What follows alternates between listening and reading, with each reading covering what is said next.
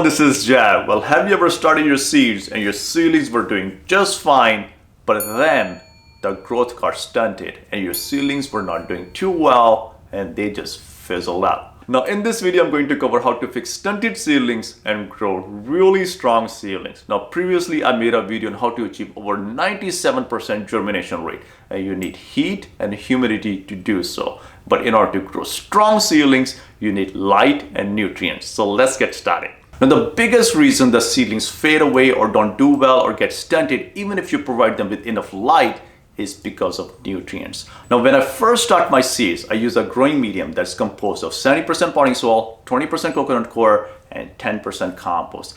Potting soil is light and helps the roots to grow. Coconut coir retains moisture, and 10% compost provides enough nutrients for seeds to germinate and start growing into seedlings. After the seedlings grow to about 2 to 3 inches, you have to provide them with enough nutrients for the seedlings to keep growing and become stronger. And the way I do it is I use a very low fertilizer. It's a 4-4-2, very slow releasing fertilizer. I soak it in water and then I water my plants this way. You can also use compost tea to do so. I have a separate video on how you can turn your kitchen waste into compost tea, and you can use this compost tea to water your plants every single day. The NPK nutrient ratio of this compost tea is very low. It's like 1:1:1. So you don't have to worry about burning your plants with compost tea. However, if you're using chemical fertilizers or the fertilizer you will be using out in your garden, those fertilizers will burn your seedlings and your seedlings will die. So you have to be very careful about the dosage of nutrients you provide to your seedlings, because the seedlings are very small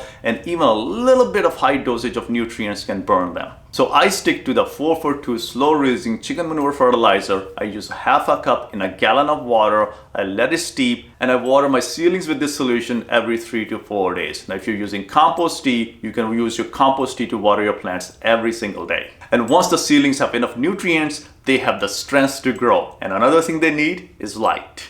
Now there are a couple of ways to do that. You can keep your seeds right by the window so they get natural sunlight. And also when it's nice and sunny outside, you can bring your seeds outside. The way I do that is I grow all of my seeds right next to a window in my garage, and they get proper amount of sunlight to start growing. Now since I have all of my seed growing trays on this movable shelf, on the days it's nice and sunny outside, I just move my entire shelf out in the sun, and all of my seedlings enjoy natural sunlight. This way I don't have to spend money on artificial lighting. At night, I just move the entire tray back into the garage. Now if you're in a part of the world where you don't get too much natural sunlight from January to March to grow your seedlings, you can use grow lights. Now I have a separate video on how to fix a leggy seedling, and it's all about lighting, so check that out if you're interested. Now if you're growing your seeds by the window, another thing I do is rotate my trays. This way the seedlings are not leaning one way. They always self-correct the other way to catch the light. Now this is because plants always follow the light. So if light is coming from one side, the seedlings will lean that way. So if you rotate your trays, the seedlings will grow straight and strong.